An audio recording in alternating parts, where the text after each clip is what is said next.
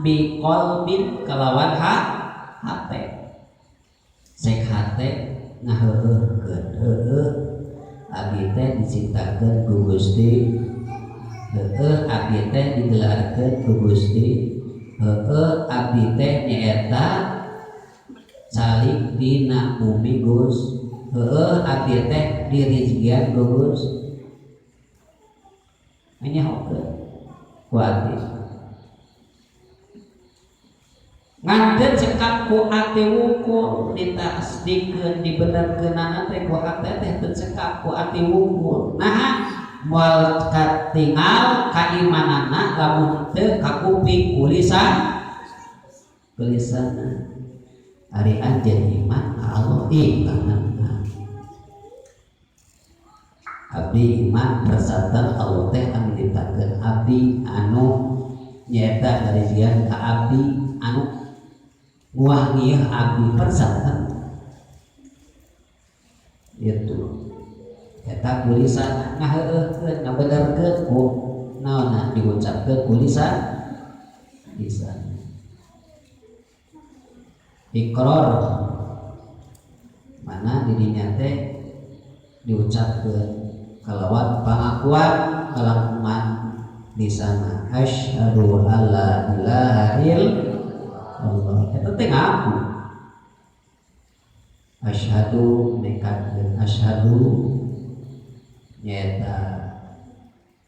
sanyanyana baca sebagian mah itu nyaksian an sanyana kalakuan sareng tingkah la ilaha teu aya di pangeran anu hak diibadahan kalawan sabeuna illallahu angin Gusti Allah diucapkeun tulisan eta teh subetkeun nyaeta syahadat